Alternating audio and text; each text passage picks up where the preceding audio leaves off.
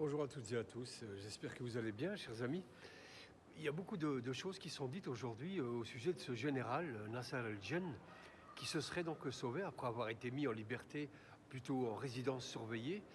et il se serait barré finalement via l'Espagne, voir la France, et beaucoup de choses pas terribles, pas très malveillantes sont dites sur ce monsieur qui aurait eu une attitude, alors certains diront patriotique pendant la décennie noire, et d'autres qui auraient été un-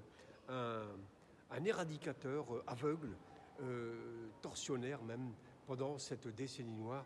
dont on n'a pas encore tiré toutes les ficelles, dont tous les tenants et les aboutissants n'ont pas été encore tirés. Et je me suis beaucoup trompé, moi aussi, à cette époque-là, où je pensais avoir trouvé les responsables de ci et de ça. Autrement dit, comme on dit, la hukuma, l'armée. Alors, ce qui m'a dissuadé de croire que c'était l'armée, c'est d'abord été la parole d'honneur d'un homme d'honneur, de Yasmina Khadra, qui étant capitaine et ayant sous ses ordres plusieurs soldats algériens, a montré et a démontré sa témérité et la confiance l'absolue de l'armée algérienne, qui n'aurait pas pu se rendre responsable et coupable d'autant de crimes. Bien qu'il y ait eu beaucoup de zones d'ombre concernant la non-intervention de l'armée algérienne, notamment à Ben Talha, dont vous savez les crimes, et aussi à l'autre endroit où les crimes ont été assez importants. Alors, c'est vrai que j'ai été longtemps persuadé que l'armée avait joué un rôle considérable, ou alors une absence d'intervention. J'ai su qu'après, c'était des raisons stratégiques terribles qui empêchaient l'armée d'intervenir, puisque souvent les terroristes piégeaient la zone de combat ou la zone de massacre, et que l'armée se méfiait des pièges dans lesquels elle pouvait tomber, puisqu'ils sont tombés dans certains pièges. Alors, ce Nasser El-Djen, héros ou alors éradicateur, en tous les cas,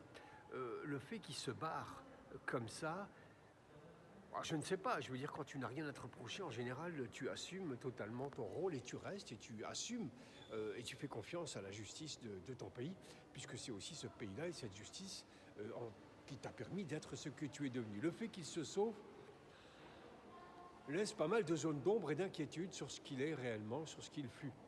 J'ai vu aussi qu'un certain youtubeur apparemment connu, qui s'appelle l'Insoumis 31, a dit des choses terribles concernant, l'accusant d'avoir eu un comportement dégoûtant, de gros dégueulasse, comme on dit, en ce qui concerne l'une des filles de sa famille, voilà, dont il aurait abusé. Alors j'ai entendu beaucoup cet insoumis se mettre en colère, une sainte colère, j'ai envie de dire, si tout ça est vrai, concernant cet homme. Alors, c'est vrai que si tout ça est avéré, d'avoir abusé d'une gamine, on peut penser que ce type n'était pas très catholique, c'est le moins qu'on puisse dire, et encore moins islamique, si j'ose encore dire, chers amis. Donc, à travers tout cela, on s'étonne comment déjà un homme qui est en résidence surveillée, qui est un général important, comment peut encore se barrer, se sauver à l'étranger, sortir sans une complicité intérieure. Tout ça paraît très trouble et nous interroge, nous interpelle sur, on va dire, le sein des saints du pouvoir en Algérie. Comment peut-on encore avoir des collaborations, des, des,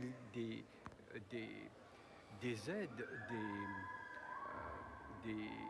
oui, des aides, j'ai envie de dire des aides DES, AIDS, évidemment pas des aides, hein, mais comment peut-on avoir effectivement encore une fois des espèces de circuits qui permettent à un homme aussi important, mis en surveillance, surveillé, et se barrer de là-bas? Ça me paraît très très curieux, et ça montre peut-être des failles sur l'organisme de sécurité ou des complicités à un très haut niveau qui ne cesse, moi, qui m'interpelle un peu. Alors, vous trouverez des youtubeurs qui vont se moquer de cette fuite, de cette grande évasion de Nasser El-Djen. Beaucoup vont se moquer de la sécurité algérienne, ou de dire que finalement tout ça est une immense fumisterie, c'est un coup monté, et qu'on préfère peut-être le voir loin, dehors en fuite, et que ce serait un deal qui aurait été mis en place par les autorités algériennes pour le faire taire, en tous les cas lui donner des garanties à l'extérieur. En cela, dans ce même temps, les autorités françaises se gaussent, se gargarisent, puisqu'elles ont quand même un type qui devrait avoir beaucoup de secrets d'État, puisque c'est un général gradé, beaucoup de secrets d'État dans son escarcelle, et qui serait une monnaie d'échange ou qu'il serait pressé comme un citron pour dire des choses à un moment où l'Algérie est inquiétée par tout ce qui se passe en termes de géopolitique, en termes de menaces, même en termes de rivalité, en termes de trahison intérieure avec les enfoirés du MAC qui n'attendent que ça, qui d'ailleurs travaillent beaucoup sur le net en glorifiant des héros entre parenthèses pour tenter de diviser l'Algérie. On les voit venir avec leurs gros sabots. Dans la résistance algérienne, dans la mémoire de l'indépendance et de la résistance algérienne, il n'y a pas de camp, ni ni de parti contre un autre. Il y avait une seule résistance qui s'appelait la résistance des Z, cette fois-ci des et Z. Donc, dans ce contexte où la trahison est partout, où les vendus, où la collaboration, où la corruption est partout, on achète les gens avec du pognon, etc., ou avec des menaces, ou avec des vidéos un peu compromettantes, il y en a plein en ce moment, il suffit de voir l'affaire Epstein, où j'ai même cru voir que même, mais je me doutais un peu que c'était aussi un gros dégueulasse, c'était Woody Allen qui était aussi là-dedans, mais plein d'autres aussi, et puis alors, si on ajoute à ça que même que Jacques Lang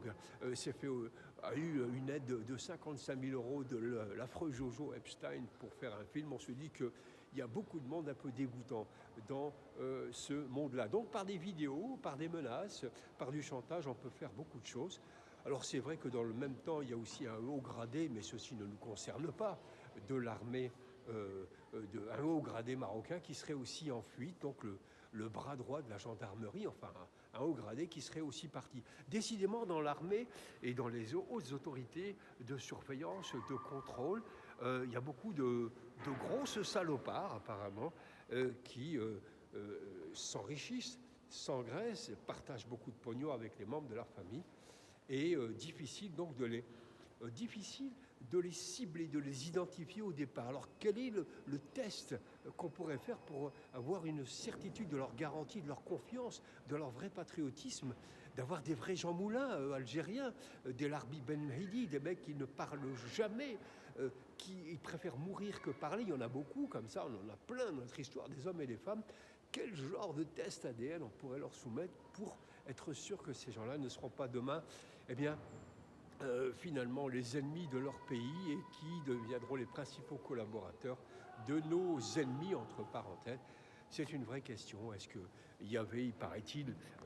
le carbone 14, je crois, qui permet de voir,